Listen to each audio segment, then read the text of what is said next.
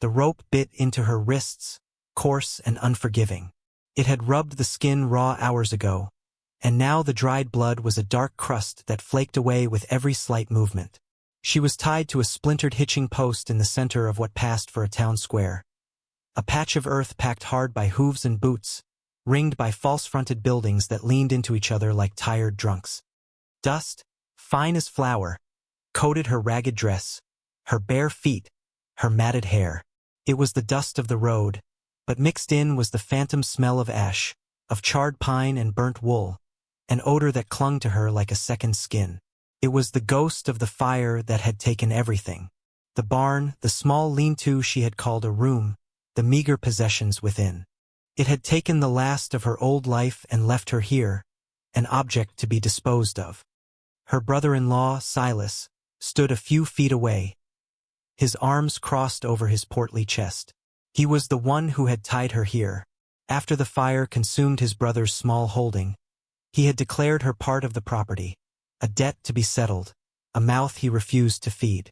Now he hawked her to the gathered men like a lame horse. His voice was thick with false piety, painting a picture of his own charity in taking her in, and the unfortunate necessity of this arrangement. The crowd was a shifting, murmuring beast. A few women watched from the shaded boardwalk of the general store, their faces tight with a mixture of pity and judgment. Men lingered, some curious, some leering, their eyes moving over her as if she were already stripped of the frayed cloth that covered her. She did not meet their gazes. She stared at a loose stone near the base of the post, focusing on its shape, its stillness. She had learned that stillness was a kind of armor. If you did not move, did not cry out, did not plead, you could pretend you were not there at all. You could become a stone, too. The sun beat down, a merciless hammer. The world had shrunk to the circle of her pain. The ache in her shoulders, the fire in her wrists, the dry crackle of her throat. The voices of the men blurred into a low drone, a meaningless noise. A man in a sweat-stained hat spat a stream of tobacco juice that landed inches from her bare toes. She did not flinch. Another laughed, a sound like gravel turning in a bucket. She kept her eyes on the stone. Then, a shadow fell over her. It was different from the others. It was long and still, bringing with it a small patch of relief from the sun. She did not look up. She had learned not to hope for shadows. They always moved on. But this one stayed. She could feel a presence, a quiet weight in the air. The murmuring of the crowd shifted, a new note entering the drone. Curiosity, a break in the spectacle. From the edge of the dust-blown square, Elias had watched. He had stood leaning against the wall of the smithy, half hidden in the shade, his hat pulled low. He had seen her when they first dragged her out, her movements limp with resignation, her face a mask of blank endurance. He carried whole winters in his own eyes, and he recognized the look of someone who had weathered a storm so fierce it had scoured them clean of everything but the will to breathe. He knew Silas, a man whose piety was a cloak for a soul as rotten as a fallen log. Elias had listened to the man's pitch, the greasy words sliding over the silent, broken figure at the post. Something in him, a part he thought long dead and buried with his wife, Mary, began to stir. It was not pity, not quite. It was a dull, echoing anger, a sense of a line being crossed, a balance thrown so far out of true it threatened to crack the world. He saw the other men, their casual cruelty, their speculative glances. He saw her, thin as a fence rail, a thing to be bartered and used and discarded. He pushed himself off the wall, his worn boots making no sound in the thick dust. He did not stride into the center. He walked with a slow, deliberate pace, his hands hanging loose at his sides. The crowd parted for him not out of fear, but out of a kind of grudging respect. Elias Thorne kept to himself. He worked his hardscrabble ranch alone, spoke when spoken to, and rarely came to town. His silence held more weight than most men's oaths. He stopped not in front of her, but in front of Silas. He ignored the woman at the post, giving her the dignity of not being part of the transaction. His voice, when it came, was low and raspy, like it came from under floorboards. "What's the debt?" Silas, startled, puffed out his chest.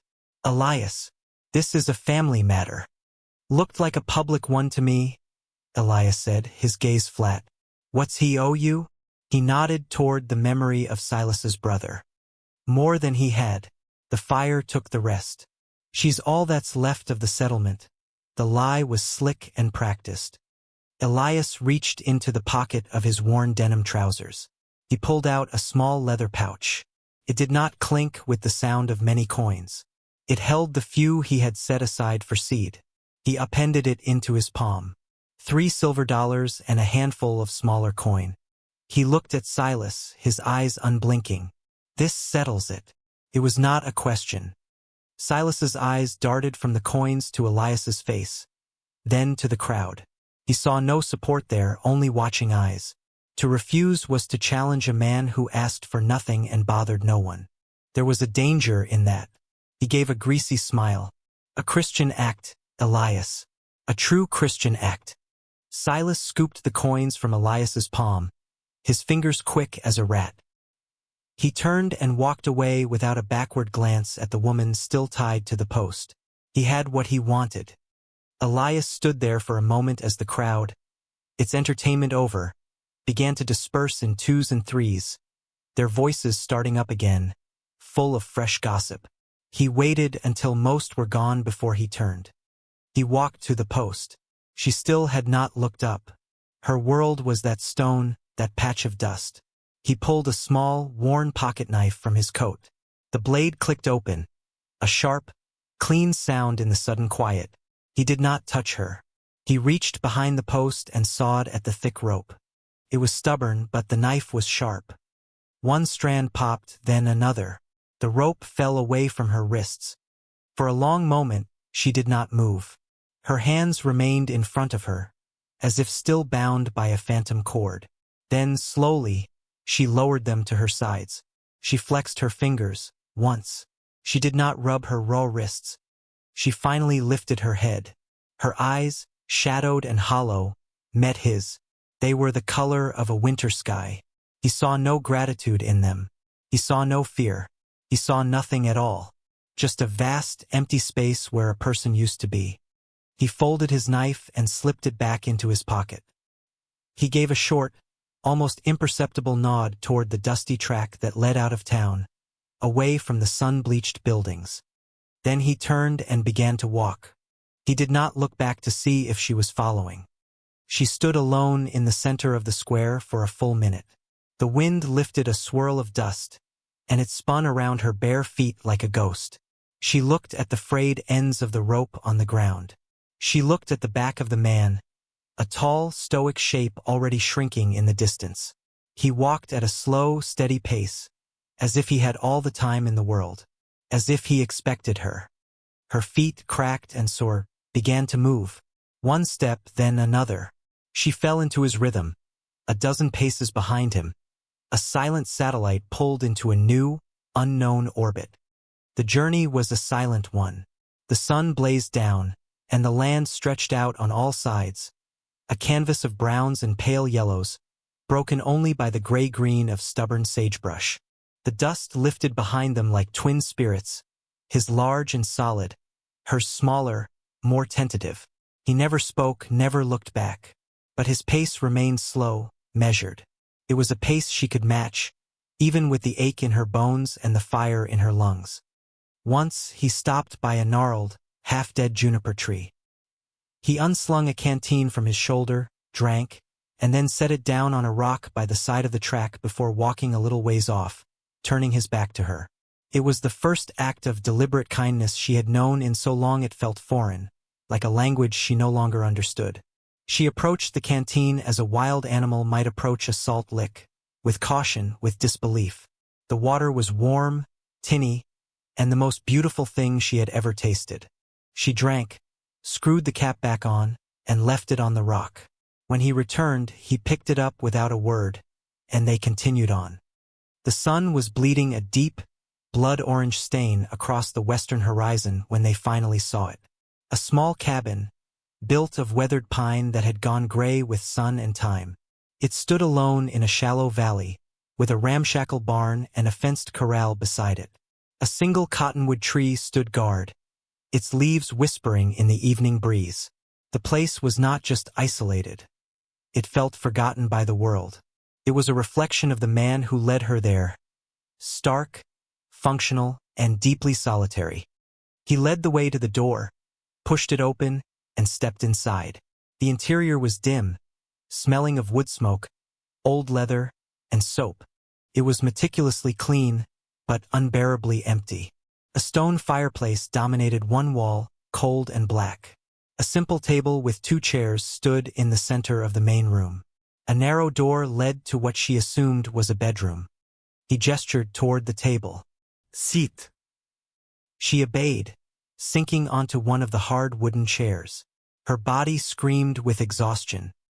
He moved about the small space with an economy of motion that spoke of long practice. He lit a lantern, and its warm, yellow glow pushed back the encroaching shadows. It revealed the austerity of the place. There were no pictures on the walls, no rugs on the floor, no curtains on the single window. But in a corner, there was a rocking chair, and draped over its back was a faded, hand-stitched quilt. It was the only object in the room that spoke of softness, of a life before this one. He took a loaf of dark bread from a tin box, cut 2 thick slices, and placed them on a plate. He added a piece of cheese. He set the plate on the table in front of her, then took a dipper of water from a bucket by the door and poured it into a tin cup. He placed that beside the plate. He did not sit down himself. He went to a small cot pushed against the far wall, a cot she hadn't noticed in the gloom. He pulled a rough wool blanket from it and laid it on the floor near the hearth. "That's yours," he said, his voice quiet. He gestured to the floor, the blanket. "The floor. You're safe here. I don't lock doors." It was not a welcome. It was a statement of terms. An unspoken contract. Food, shelter, safety. Nothing more was offered. Nothing more was asked. She looked from the blanket on the floor to the man. His back was to her now as he added a few small logs to the fireplace, preparing for the night's chill. She looked at the bread and cheese on the plate. Her stomach clenched with a hunger so fierce it was painful. She picked up a slice of bread. Her hands trembled. She ate slowly, deliberately, making each bite last. The food was plain, but in her mouth it was a feast. It was the taste of a future she did not think she would have. A future that had begun with a silent walk and a blanket on the floor. The days settled into a rhythm, as quiet and steady as a slow heartbeat. They moved around each other in the small cabin like 2 planets in a shared orbit, governed by unspoken laws of gravity and space. Work was the language they spoke. Each morning, he was gone before the sun had fully risen, off to mend the miles of fence that stitched his property together, or to tend to his few hardy cattle. She would wake to the sight of the blanket folded neatly on the cot, the main room empty but for the faint, lingering warmth from the fire he had stoked before leaving. In the silence of the day, she began to stitch their lives together with raw thread.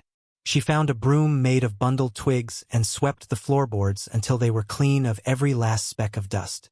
She found a pail and scrubbed the table, the chairs, the shelves, her movements methodical, erasing the film of disuse. She found his mending basket, a jumble of worn-out shirts and socks full of holes. She sat in the doorway, the morning sun on her back, and with a needle and thread, she began to repair them. Her stitches were small and neat, a line of tiny, ordered marks against the chaos of the past. He would return at dusk, weary and covered in the land's grime. He would enter the cabin and pause for a half-second, his eyes taking in the small changes. The swept floor, the tidy shelves, the neatly folded pile of mended clothes on his cot. He never commented. He would wash his face and hands in a basin of cold water, his back to her, the sound of splashing a punctuation mark at the end of the day. Then they would eat. Sometimes she had cooked. She found a small sack of beans, a few potatoes, and she made a simple stew that simmered over the fire all afternoon. The first time he tasted it, he looked down at his bowl, then up at her, a flicker of something. Surprise? In his eyes. He said nothing, but he cleaned the bowl. One afternoon, while gathering firewood, she discovered the grave. It was under the cottonwood tree, marked by a single, smooth river stone. There were no words carved into it, but it was tended. No weeds grew there. Someone had taken care to keep it clean. She knew, with a certainty that needed no proof, that it was his wife's. Mary. The name echoed in the quilt, in the empty rocking chair, in the hollow spaces of the man's silence. The next day, she found a single, stubborn prairie rose blooming near the creek bed. She picked it and, when she thought he was far out on the range, she laid it on the flat river stone. It was a splash of defiant pink against the gray stone and brown earth. When he came back that evening, he carried a heavy wool shawl. It was old but clean and well-kept. As the desert air grew cold, he walked past her where she sat by the fire and draped it over her shoulders without a word. The wool was soft and smelled faintly of cedar. It was an answer. They rarely spoke. Words seemed too loud for the fragile peace they were building. But a language grew between them, made of folded blankets and mended shirts, of hot stew and shared warmth, of a wildflower on a grave and a shawl for thin shoulders. One night, a scream tore through the cabin's silence. It was her own. She sat bolt upright on her pallet, her heart hammering against her ribs like a trapped bird. The smell of smoke was thick in her nostrils, the roar of flames loud in her ears. She was back in the fire, the heat scorching her skin, the world turning to ash around her. The dream clung to her like wet paper. She was trembling, a cold sweat slick on her skin. She looked across the room, toward the dark shape of the man on his cot. He was sitting up, a silhouette against the faint moonlight from the window. He did not speak. He just sat there, watching, a silent sentinel in the dark. "Don't," she whispered, her voice thin and cracked. "Don't lock the door." It was an old fear, a memory of Silas locking her in the lean-to at night. His voice came back, low and steady from across the room. "I told you, I don't lock doors." He held her gaze for a long moment in the dark. Then he rose, went to the hearth, and added a single, thick log to the glowing embers. The fire caught, and a soft, gentle light filled the space between them, pushing back the shadows. He returned to his cot and lay down. He did not go back to sleep, not right away. He just lay there, a quiet presence that said, without words, that she was not alone in the night. She pulled the wool shawl tighter around her shoulders and lay back down, her eyes on the dancing flames. The fire in the hearth was not the fire of her nightmares. This one was contained, controlled. It gave warmth, not destruction. It gave light, not darkness. She watched it until her trembling stopped, until the rhythm of his quiet breathing across the room became a lullaby. For the first time since arriving, she felt a crack in the ice that had encased her heart. A single, hairline fracture through which a little warmth might finally creep in. The peace they had so carefully constructed was as fragile as a bird's egg. It was shattered one Tuesday afternoon by the sight of a dust cloud on the horizon, moving too fast to be a stray cow or a trick of the wind. It was a rider. She was hanging washed clothes on a line stretched between the cabin and the cottonwood tree when she saw it. A knot of ice formed in her stomach. She stood perfectly still, a wet shirt clutched in her hand, dripping onto the dry earth. She watched the dust cloud grow larger, closer, resolving itself into the shape of a man on a horse. Elias was in the corral, working with a young colt that had a stubborn streak. He saw it too. He stilled, his hand resting on the horse's neck, his body a study in tension. He said nothing, but she saw him watch the rider's approach with an unnerving calm. He left the colt, unlatched the corral gate, and walked to the front of the cabin, stopping a few feet from where she stood.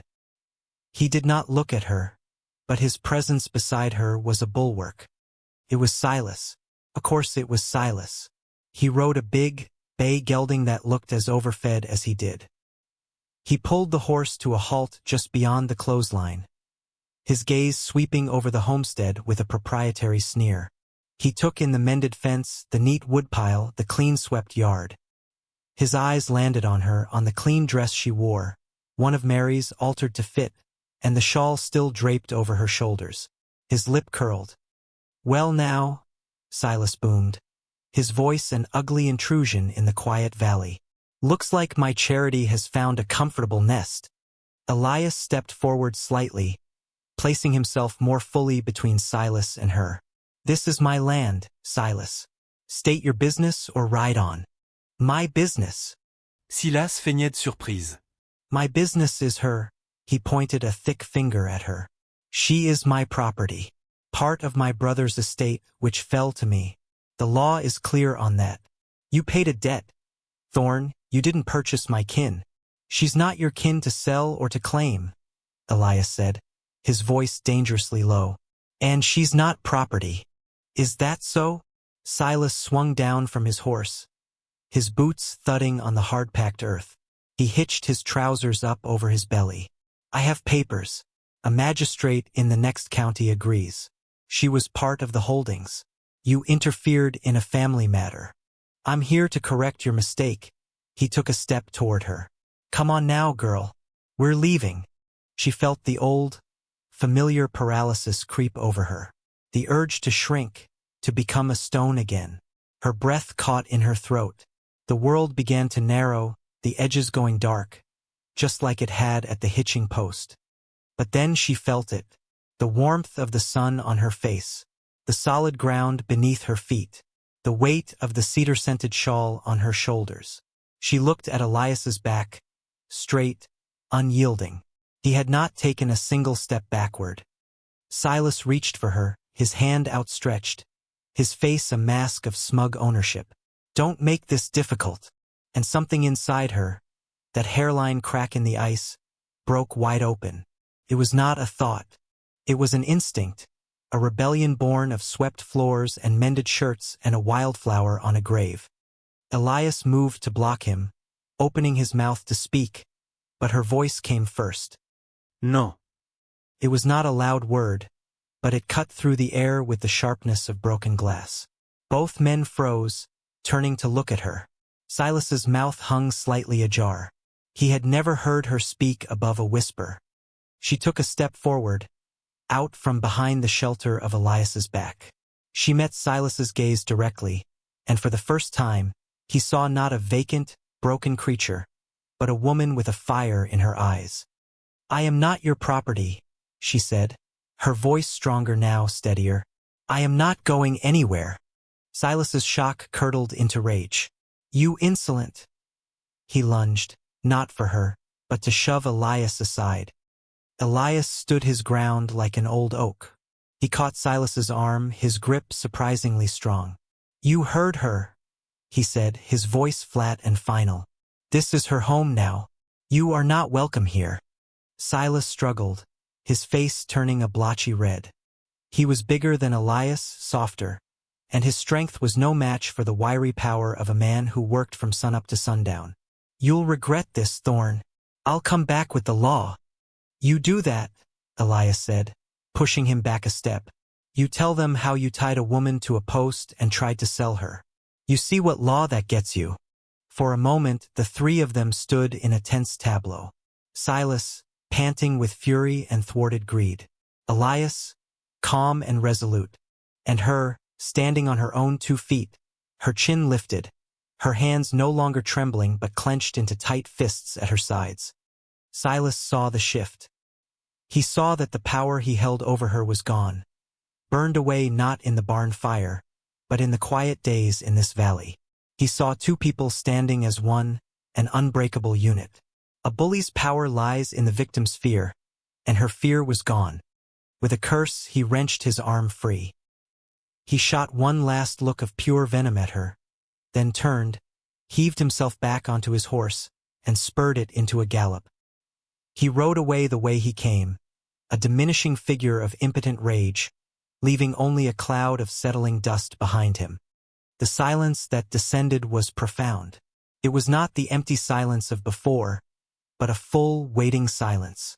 The colt in the corral gave a soft whicker. The cottonwood leaves rustled overhead. Elias slowly unclenched his hand. He turned to look at her. His face was unreadable, but his eyes held a new light. He looked at her as if seeing her for the very first time. "You didn't run," he said, his voice rough with an emotion she couldn't name. "You didn't move," she replied, her own voice barely a whisper. A faint, almost imperceptible smile touched the corner of his mouth. He took a half-step toward her, hesitated, then let his hand fall back to his side. The gesture was more intimate than any touch. It was an acknowledgement, a recognition. They had faced the past together, and it had blinked first. The ground beneath their feet felt more solid now, more their own. The house behind them seemed to breathe, waiting for them to come back inside, not as two separate souls, but as something new, something forged in that moment of shared defiance. After Silas was gone, a new kind of quiet settled over the valley.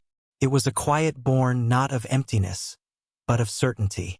They moved through the evening chores with a new awareness of each other, the space between them charged with the unspoken words of the afternoon.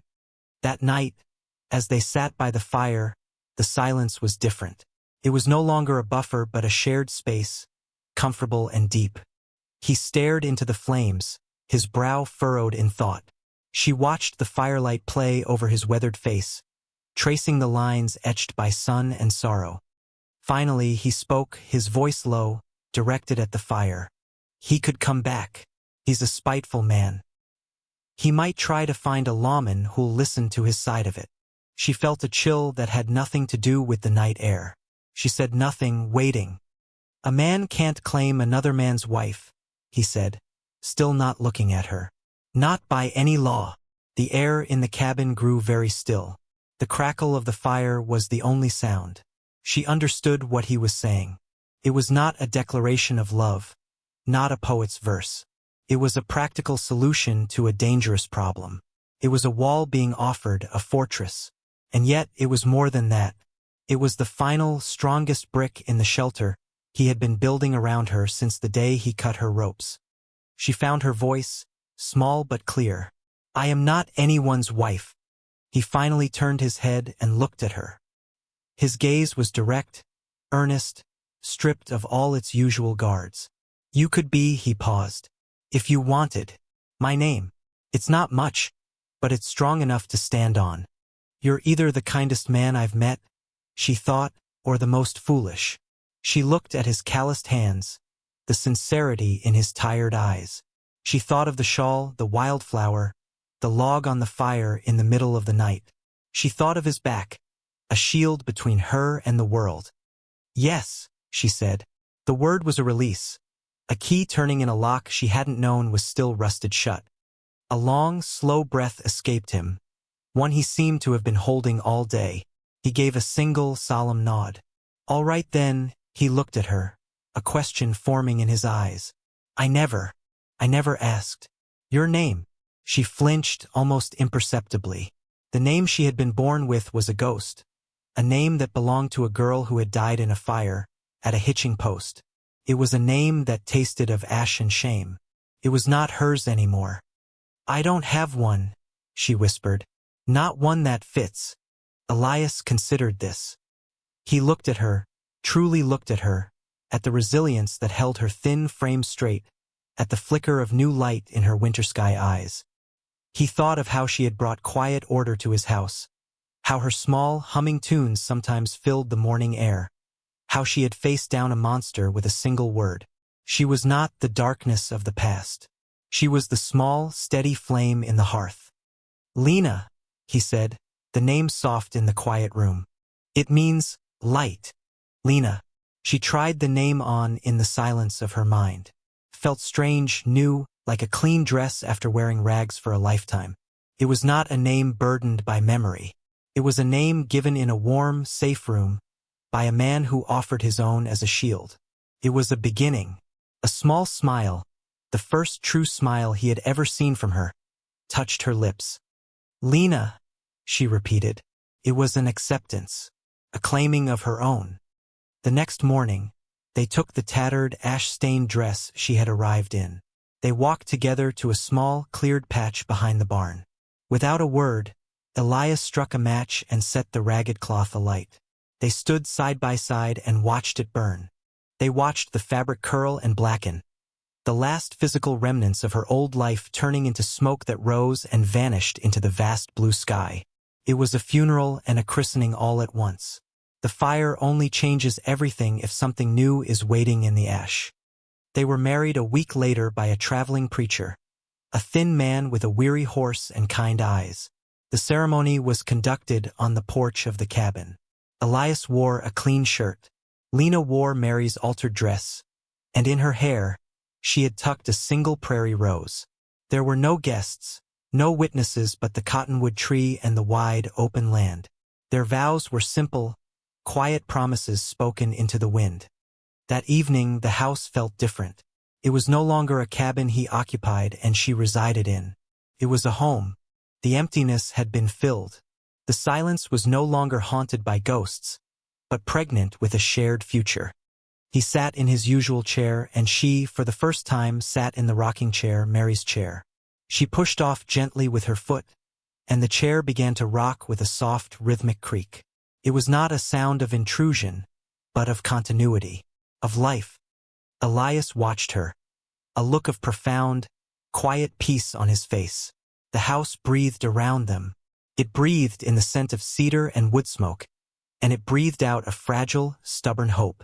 They sat together on the porch as dusk settled, not talking, just watching the stars begin to prick the deep velvet of the sky. The silence was a language they both understood perfectly.